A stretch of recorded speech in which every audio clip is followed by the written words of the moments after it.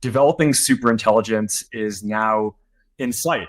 And we just want to make sure that we really strengthen the effort as much as possible to go for it. The warning shot here is that somebody in Zuck's position, who's the CEO of one of these major racers, is acting extremely ignorant and dismissive of near-term existential risk.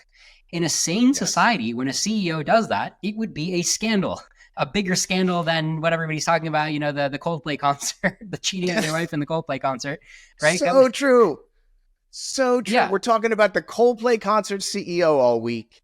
And we have this Zuckerberg telling us he's building the death machine. And everyone's like, but did you see the concert? Right. It really is a scandal. And the way you'd react, I mean, everybody's talking about the CEO that went to the Coldplay concert. Now he's going to have to resign. Zuck should have to resign.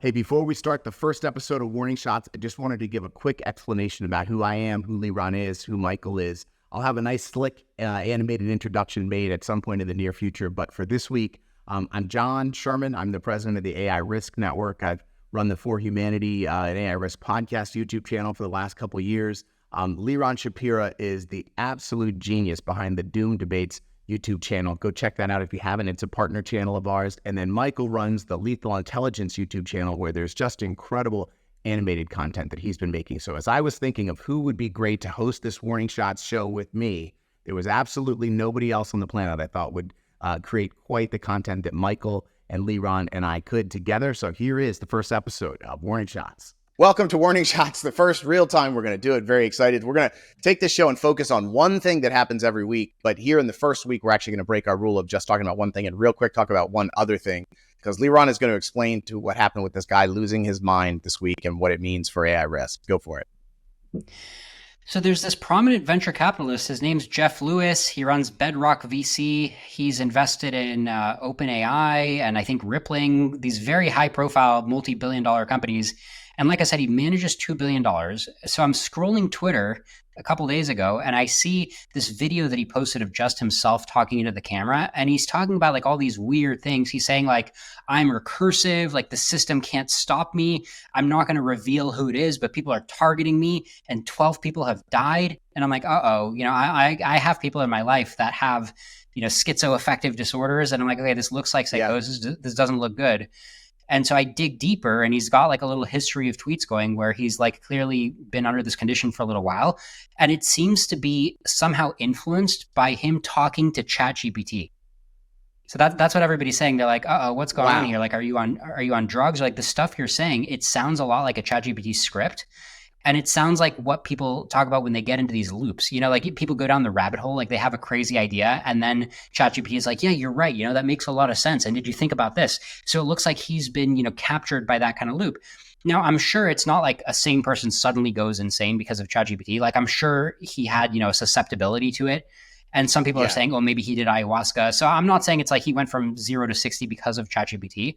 But if you look at the 800 million people who are using these kinds of products, or, billions, and you say, okay, some of them are susceptible to psychosis, then yeah, it's no question like 1 out of every 1,000 are kind of being pushed over the edge. Wow. All right. And so in a Warning Shot context, the essential story here is a sane guy, has a lot of money, runs a lot of money, is interacting with GPT somehow, loses his mind, and it sure appears like there's some ingredients in the GPT in the mind losing. Exactly, because the content that he's saying is basically like lore that you can get from ChatGPT. And a lot of people are pointing out that there's like this website of like a science fiction story that it seems like a lot of his content is getting pulled from and he doesn't even realize it. Yeah. All right. Michael, do you have any thoughts about this insanity? Guy loses his mind from a couple sessions with GPT? Yeah, I think in this case, he was already in a vulnerable state of mind, or maybe a bit mental. But in this case, if you have an issue, the voice will start talking back and responding to you and just filling the gaps of your psychosis and, going into sycophantic mode, agreeing with everything you're saying. So, they're after me, they're trying to kill me. So yeah, the ChatGPT will start agreeing and explaining exactly how they're after you. So yeah, obviously that's a risk. That's not my biggest risk, that's not my top priority, but obviously big problem. Yeah. And John, it's probably worth cutting to his video of him like talking to the camera, because he definitely looks, very serious. Okay, we'll show a little bit of that. This isn't a redemption arc. It's a transmission for the record. Over the past 8 years, I've walked through something I didn't create, but became the primary target of. A non-governmental system. All right, now let's come bring it back to the warning shot. We're gonna try to focus on one warning shot every week. This week we're gonna focus on this video that Mark Zuckerberg put out. I guess it's a podcast he was on, and in it he is talking about recursive self-improvement, and it's terrifying, I think. So let's just listen to a little bit of Mr. Zuckerberg. You guys seeing him there? Yeah. The most exciting thing this year is that we're starting to see early glimpses of self-improvement with the models, which means that... So let's just stop right there for a second. So for the general public out there, for the regular people who are not steeped in AI risk, this self-improvement line is a big deal, and it's really one of the brightest red lines there are out there. And here we have the CEO of one of the most powerful AI companies in the world literally saying, I am seeking this red line that everyone has highlighted. Michael, thoughts around Mark Zuckerberg saying, I'm running straight at superintelligence and recursive self-improvement? Yeah, I mean, first thought is just looking at this screenshot, this video, I think he should do more close-up videos like this. I think it will help our cause. It's really yes, I agree. He looks like a maniac. Yeah. But joking aside, I think this idea of self-improvement is just, I mean, it's really, just imagine, let's say you have a mecha Hitler, you know, the latest warning shot we got last time. And you imagine this being self-improving and trying to get more resources and getting better, and you know. Yeah. So I think it's just extremely, it can completely go out of control very quickly if you have self-improvement, because something more capable will be something more capable. We call it FOOM, you know, very, very fast improvement. So I think it's just one of the biggest risks, actually.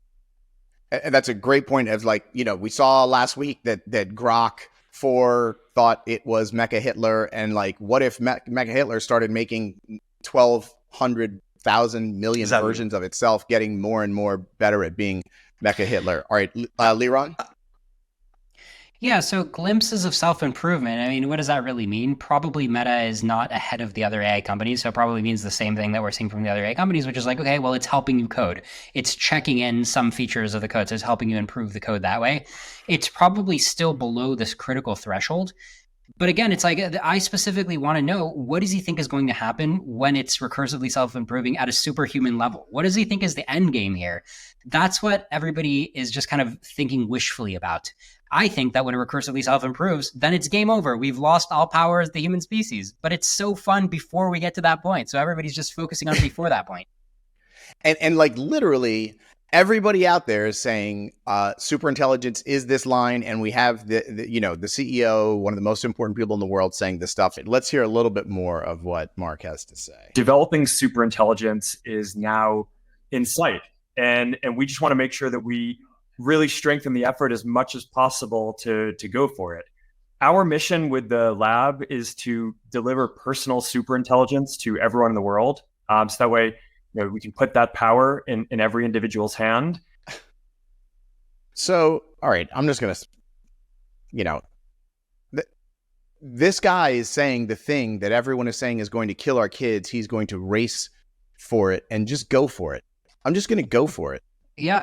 It's pretty bad. I mean, you know, the social vibes of saying something like that is like the default way that it comes off is like, yeah, that's cool. You know, a tech CEO is being ambitious, you know, it just pattern matches. It's as if he's saying like, yeah, we're going to go for building faster cars. It's like, yeah, cool, man. Good job.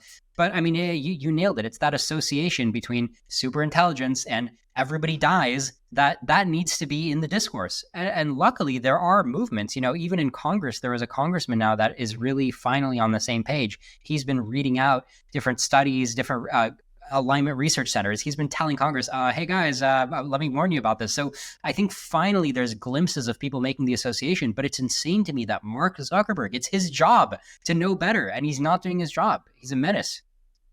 Absolutely. Like, how is this possible? And think about the disconnect in like the public discourse, right? Like, he's just saying it. We have all the leading experts saying this thing will kill us if we do it.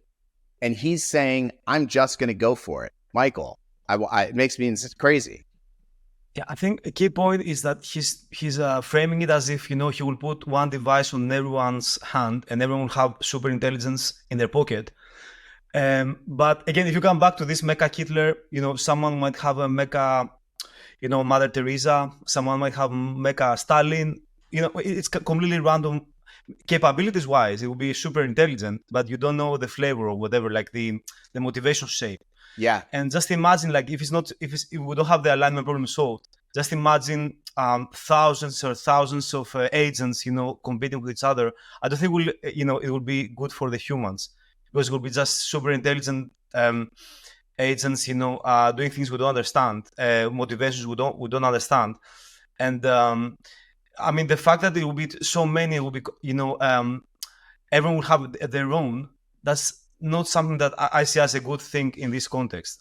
Unless we have alignment solved. And even that, just one more point, even if we had alignment solved, which I don't think it's not in the foreseeable future. Yeah.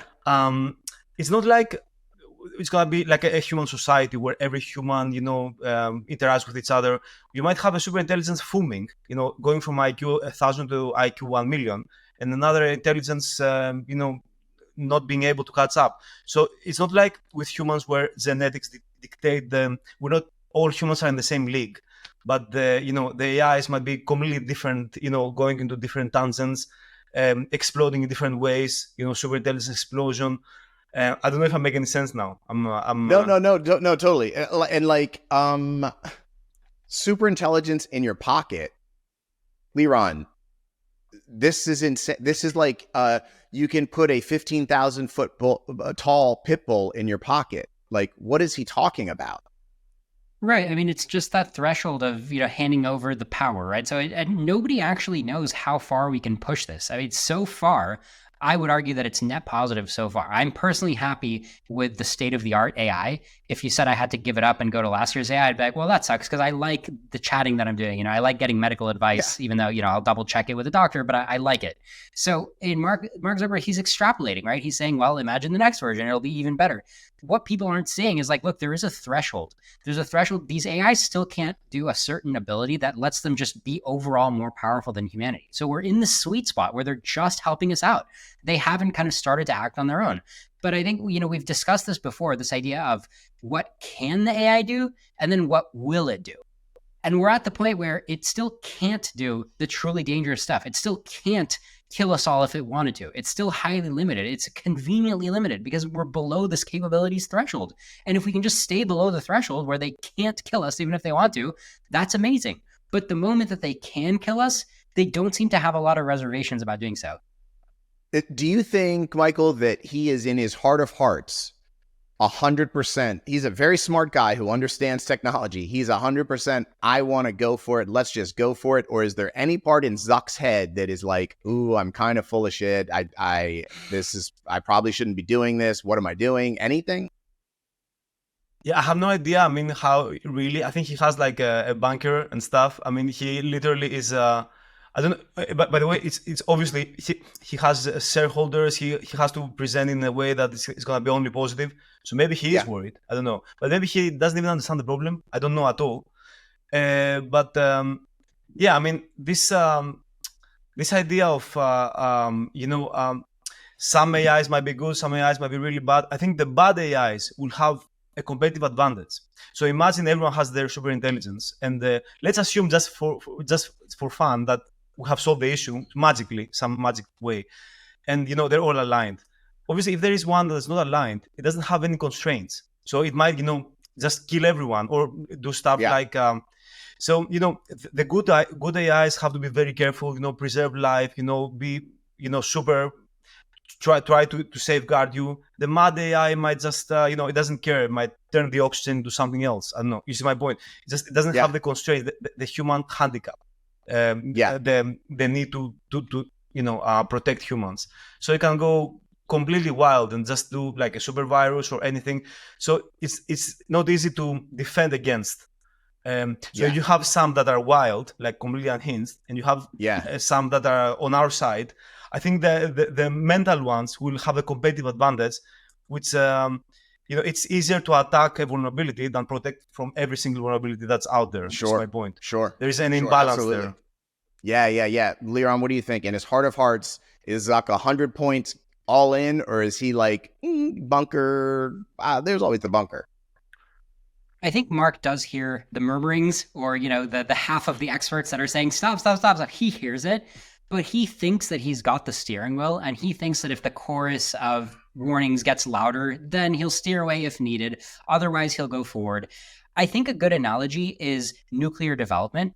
Today, most of us are afraid of nukes because we know that we've dropped them on Japan. We know that hundreds of thousands of people have been killed by them. We know that there's been huge nuclear tests of even thermonuclear weapons, insanely big tests.